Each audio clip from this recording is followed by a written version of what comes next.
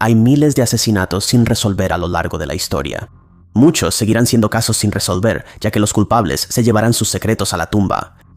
Afortunadamente, algunas personas confiesan sus crímenes al final de sus vidas. Aunque a menudo es demasiado tarde para procesar, la confesión puede darle a la familia de las víctimas algo de consuelo y demostrar la inocencia de otros sospechosos del crimen. Número 20.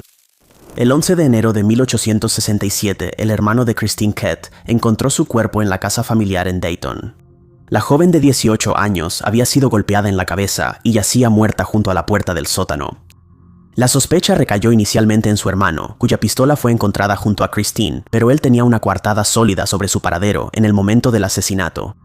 Otro hombre, conocido localmente como el novio de Christine, también fue acusado. La madre de Christine, Christine Kett Sr., aparentemente creía que él era responsable de la muerte de su hija e intentó convencer a los vecinos de que él tenía la culpa. Afortunadamente, él también tenía una coartada. El asesinato de Christine permaneció sin resolverse durante 17 años hasta que su madre hizo una confesión impactante en su lecho de muerte.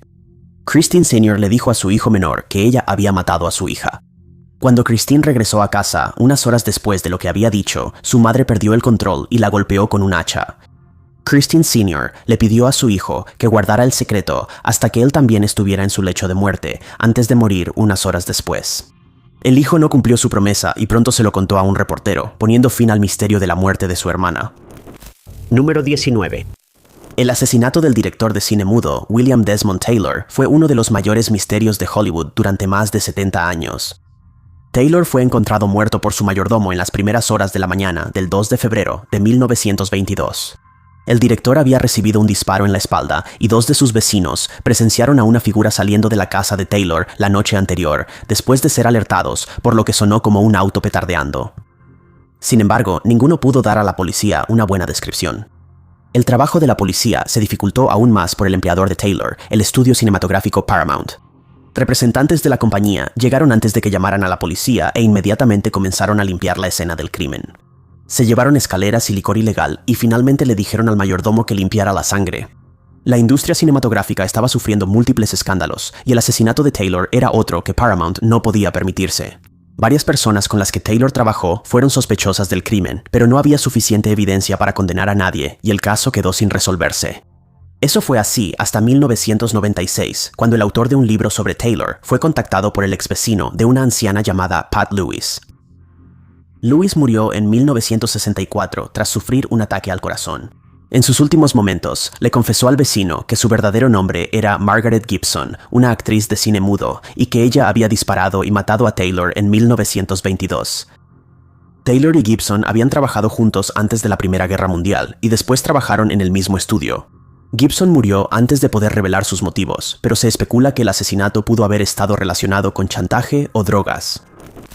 Número 18.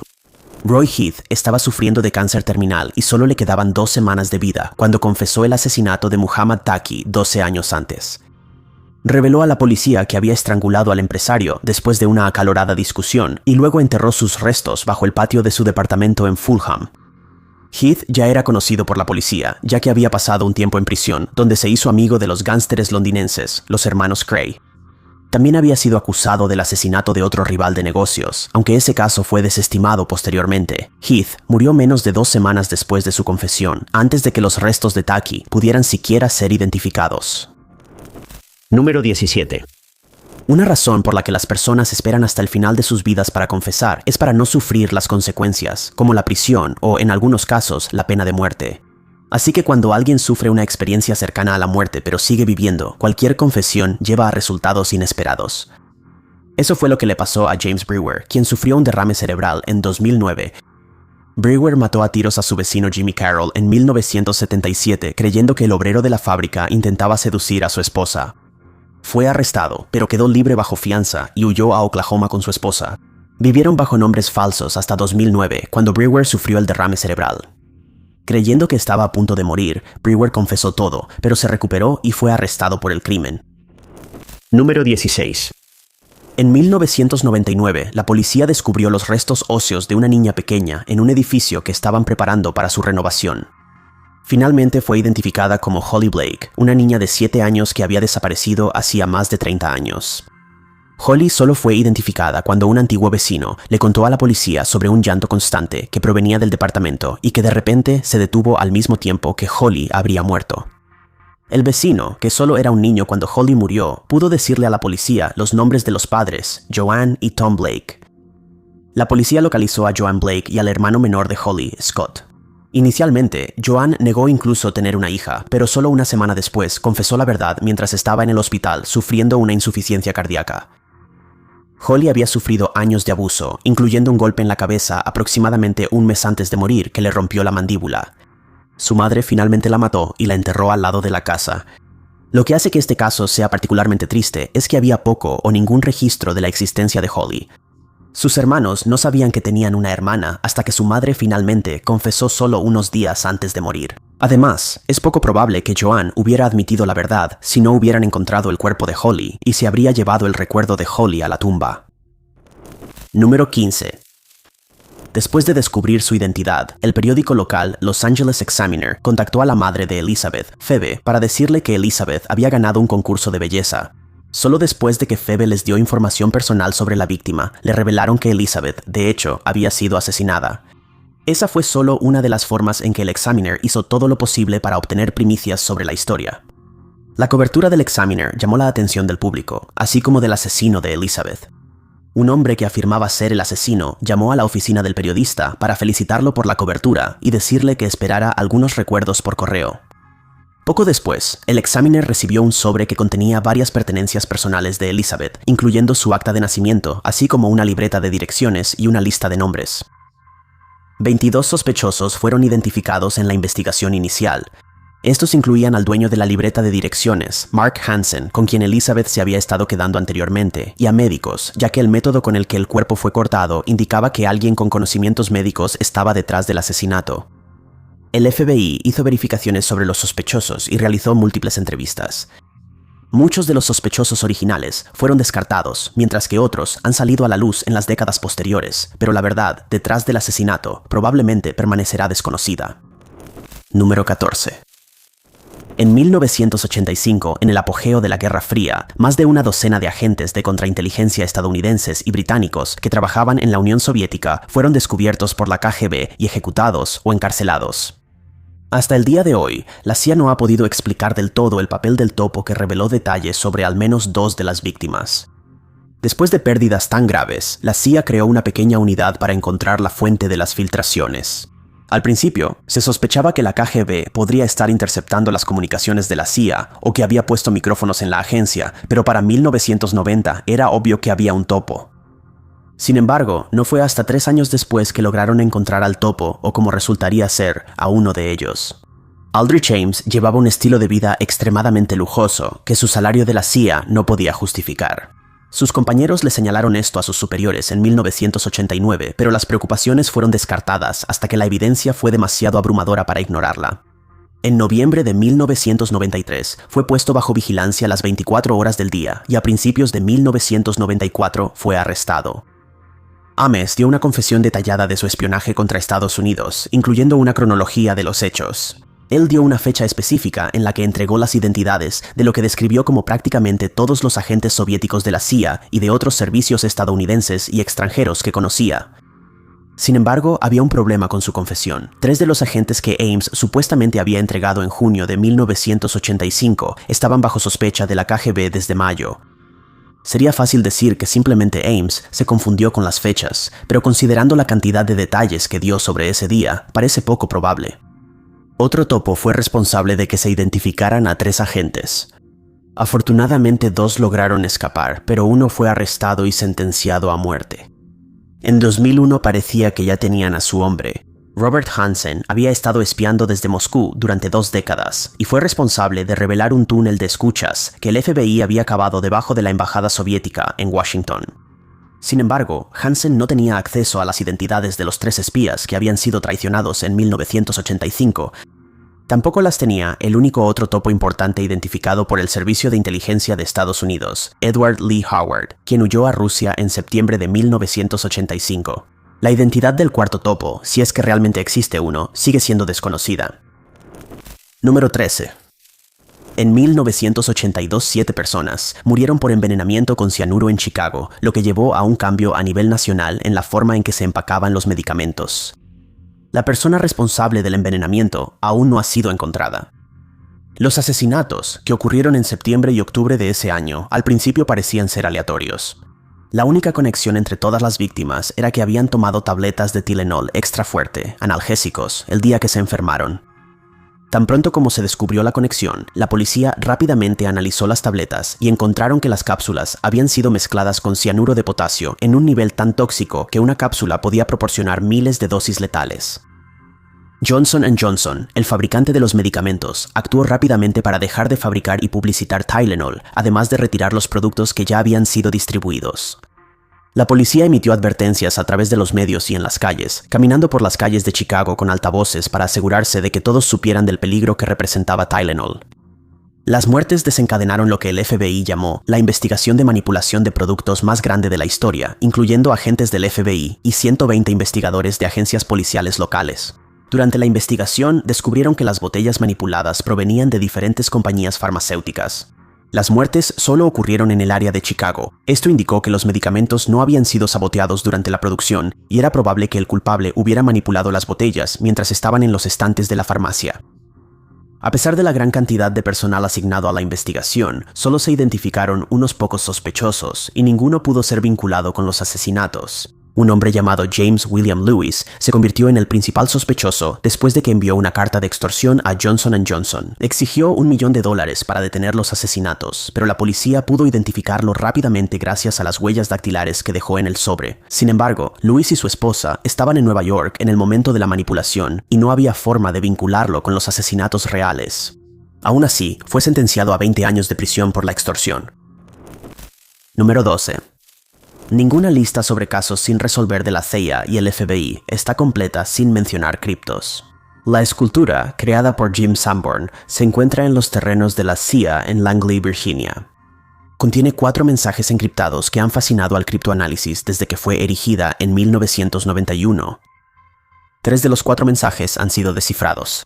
La primera persona en anunciar que había resuelto estas 3 partes fue un científico informático de California llamado Jim Gilligley en 1999, aunque ya había sido superado por el analista de la CIA David Stein y un grupo de descifradores de códigos de la NSA. Sin embargo, el último de los 4 códigos sigue sin resolverse.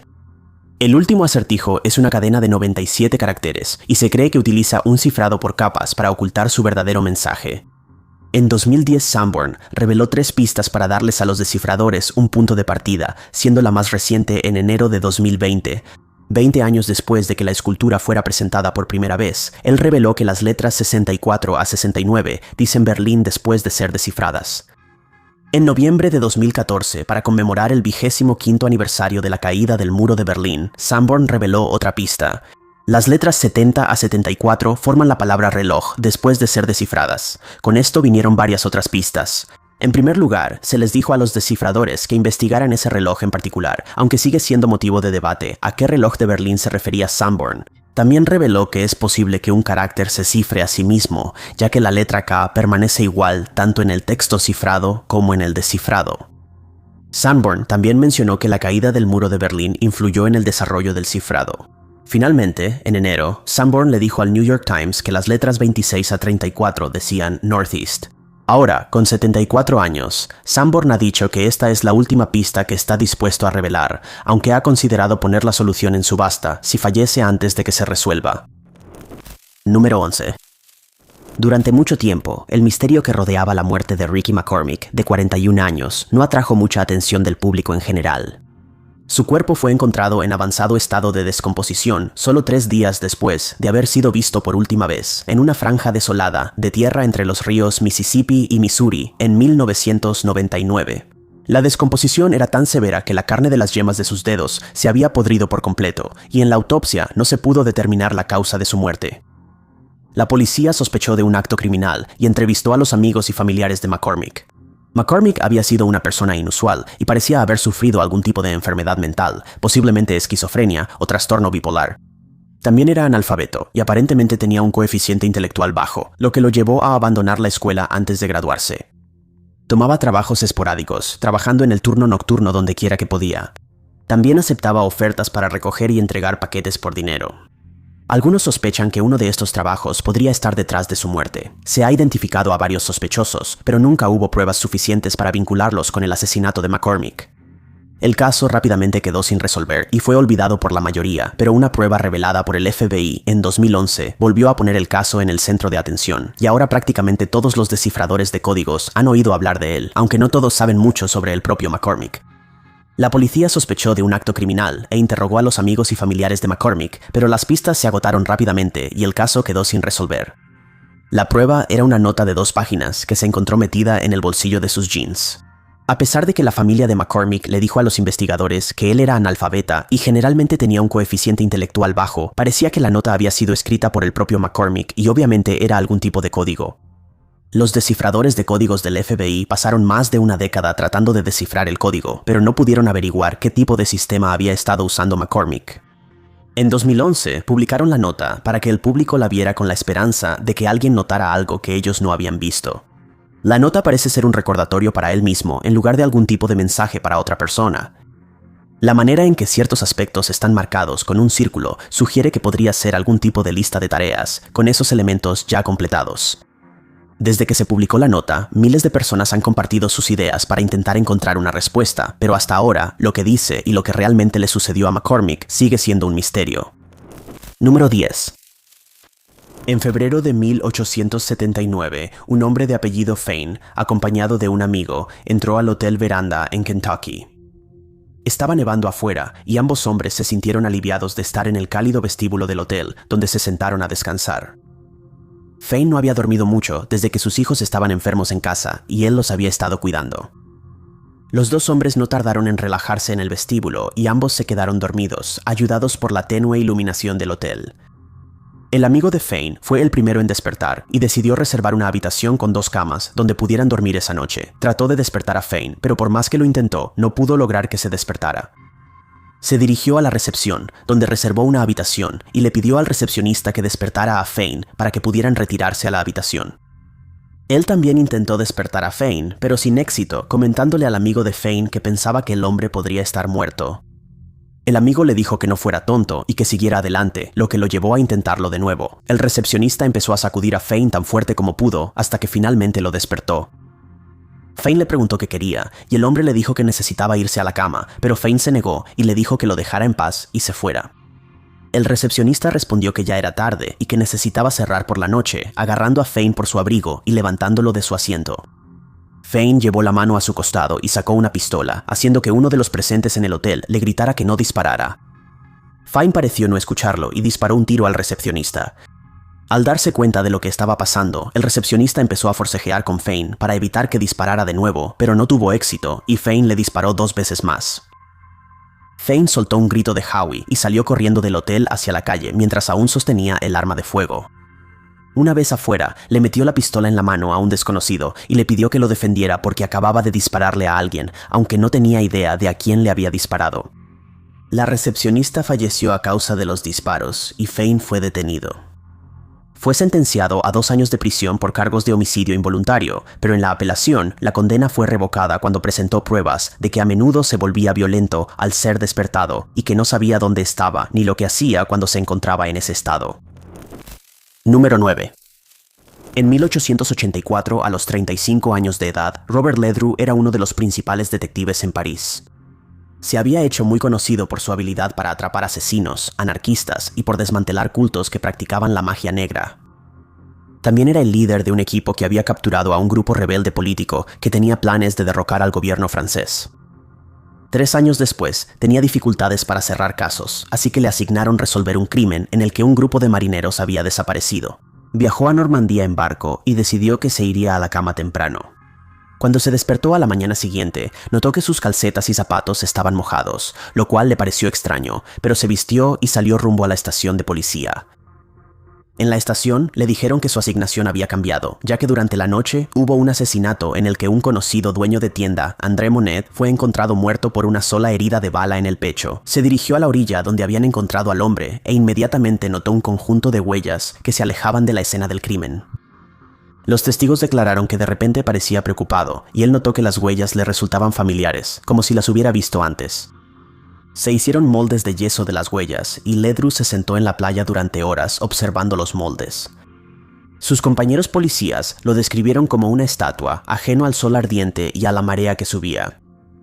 Finalmente, se levantó y se acercó al jefe de policía, diciendo que había resuelto el crimen y que podía detener la investigación. Se quedó en su habitación hasta el día siguiente. Cuando presentó la bala que había matado a Monet, la comparó con su propia munición y se anunció que él era, de hecho, quien había acabado con la vida de Monet, aunque no recordaba haberlo hecho. Los moldes de yeso coincidían perfectamente con sus pies, ya que le faltaba uno de los dedos gordos. Ledru sostuvo que había estado sonámbulo durante el crimen y mientras estaba encarcelado, la policía realizó un experimento. A Ledru le dieron una pistola cargada con cartuchos de fogueo para que la mantuviera bajo su almohada. Mientras dormía, se levantó de la cama, sacó la pistola y disparó a uno de los guardias de la prisión, demostrando que era sonámbulo.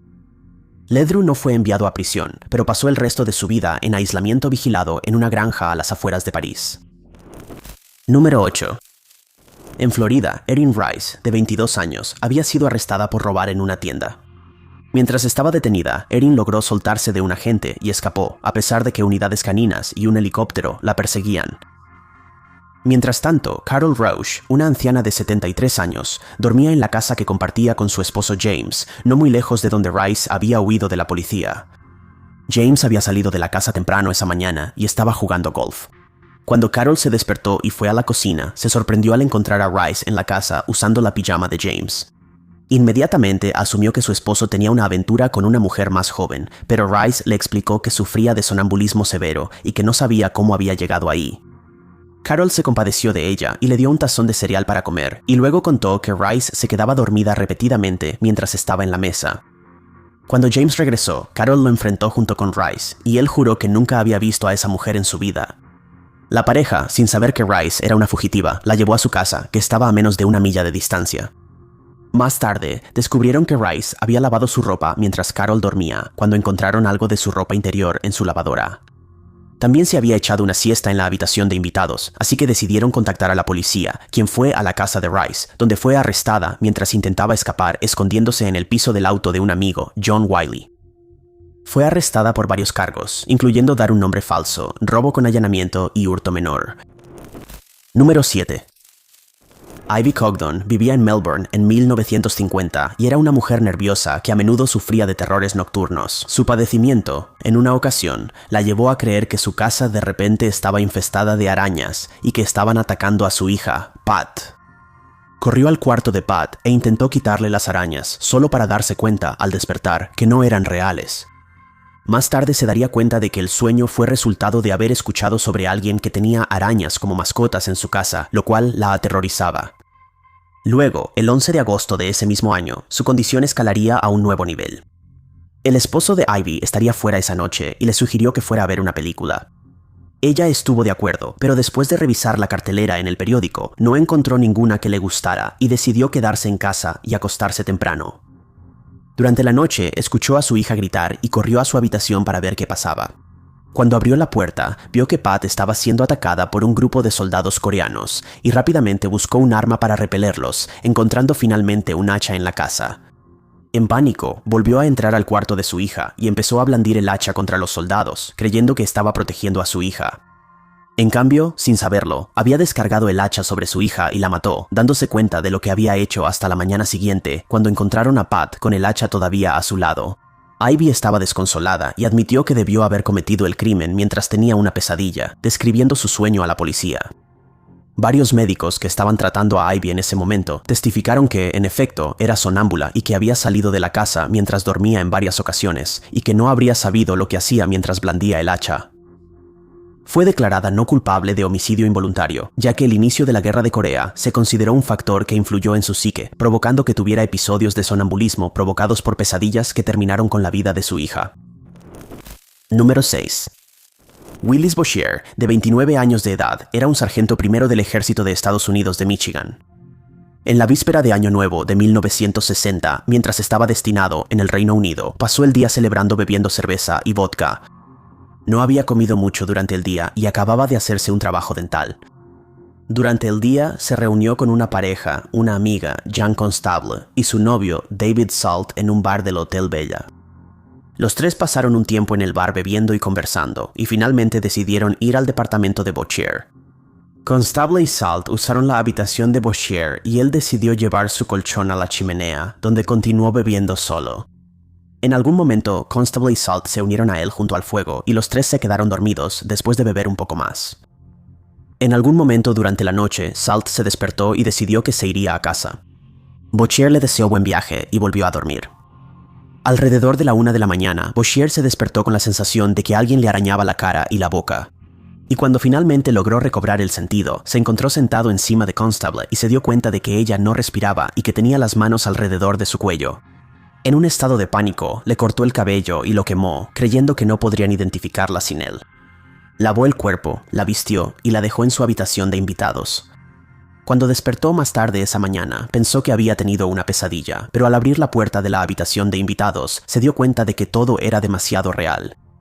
Intentó destruir cualquier evidencia que pudiera, quemando su abrigo y quitándole las joyas, las cuales luego desechó. Al día siguiente, envolvió el cuerpo de Constable en una manta y la dejó en una zanja en una zona rural. Un conductor de camión descubriría el cuerpo el 3 de enero. La policía fue informada de que Bouchier había pasado el día con la pareja y fue arrestado de inmediato. Confesó lo que había hecho, pero declaró que no recordaba los hechos. Fue declarado no culpable por un jurado después de menos de 3 horas de deliberación. Número 5. La era victoriana fue una época en la que algunas tradiciones realmente extrañas eran la norma.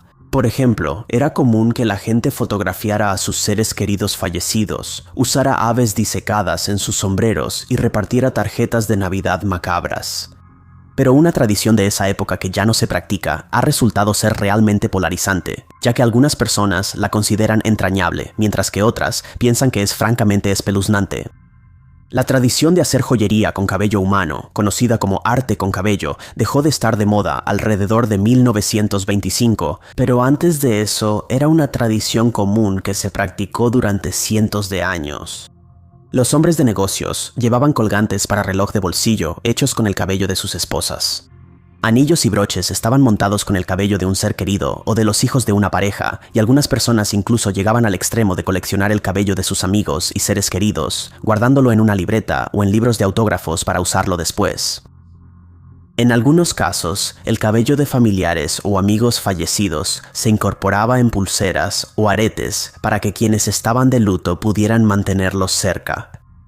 También era común que el cabello se añadiera a obras de arte por encargo o a los marcos en los que se guardaban. Incluso era posible comprar guías que enseñaban a las personas comunes cómo hacer su propia joyería con cabello, siendo una de las más conocidas llamada Instructor Autodidacta en el Arte del Trabajo con Cabello. Es una tradición que ya no se practica, aunque todavía existen algunas pequeñas organizaciones dedicadas a preservar el arte del arte con cabello. El Museo del Cabello de Leila en Missouri todavía tiene algunas de estas piezas en exhibición, incluyendo 159 coronas y más de 2,000 piezas de joyería como anillos, collares, broches y pulseras, por mencionar solo algunas. Número 4. Una extraña tradición que practicaban las mujeres chinas desde mediados del siglo X hasta tan tarde como 1999 es la de vendarse los pies. Algo que era desconocido en el mundo occidental en ese momento y que los misioneros cristianos consideraban como algo bárbaro. El vendado de pies se consideraba un símbolo de estatus entre los ricos en China y representaba el máximo refinamiento y belleza femenina, muy parecido a los corsés que usaban las mujeres victorianas occidentales para dar la ilusión de una cintura pequeña. Se hacía vendando los pies fuertemente para que parecieran mucho más pequeños de lo que realmente eran. Era una costumbre dolorosa que en muchos casos requería que algunos de los dedos de los pies se rompieran para lograr la forma deseada, también conocida como pies de loto. Este nombre surgió gracias a una bailarina de la corte del siglo X llamada Yao Ye. Yao se vendó los pies en forma de media luna, y esto llamó la atención del emperador Li Yu mientras bailaba de puntillas dentro de una gran flor de loto dorada que estaba decorada con cintas y piedras preciosas. Se dice que la tradición despegó a partir de ahí, con muchas mujeres chinas adineradas eligiendo adoptarla ellas mismas. Algunas de las primeras evidencias encontradas del vendado de pies son las de la señora Huang Sheng, quien era la esposa de un miembro de la familia imperial. La señora Huang falleció en 1243 y cuando se abrió su tumba se descubrió que había practicado el vendado de pies. Sus pies, envueltos en gasa, aún llevaban sus zapatos de loto de forma especial, que eran mucho más pequeños que el calzado tradicional. Se volvió tan común que las familias con hijas en edad de casarse consideraban el tamaño del pie como una especie de moneda de cambio y un medio para escalar en la sociedad. Los pies vendados más deseables eran conocidos como lotos dorados y no podían medir más de 3 pulgadas. Los pies que medían 4 pulgadas se conocían como lotos de plata y los que medían más de eso se llamaba lotos de hierro. Las mujeres con pies de loto de hierro no tenían muchas posibilidades de casarse con un hombre rico, mientras que ocurría lo contrario con los pies más pequeños. Pero en el siglo XVIII, algunos escritores chinos empezaron a oponerse a la tradición y los misioneros cristianos comenzaron a crear conciencia de que no se practicaba en ninguna otra parte del mundo. En 1874 se formó la primera sociedad contra el vendado de pies y sus miembros se negaron a vendar los pies de sus hijas y no permitieron que sus hijos se casaran con ninguna mujer que practicara esa tradición. Para 1883, los intelectuales chinos empezaron a considerar el vendado de pies como una tradición que debía terminar y comenzaron a surgir más sociedades contra el vendado de pies.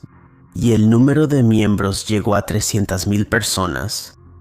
Para el siglo XXI, solo un pequeño grupo de mujeres chinas ancianas seguía teniendo los pies vendados y la última fábrica que producía zapatos de loto cerró. Número 3. El extraño ritual de ennegrecerse los dientes era común en el sudeste asiático y en las culturas oceánicas desde el año 250. Principalmente en la India, China, Vietnam, Filipinas, las islas del Pacífico y otros lugares de la zona. También era practicado por grupos de personas en América, particularmente por la gente que vivía en Perú o Ecuador. Aunque su propósito varía entre culturas, generalmente se realizaba al llegar a la pubertad para preservar los dientes hasta la vejez, ya que prevenía la caries dental.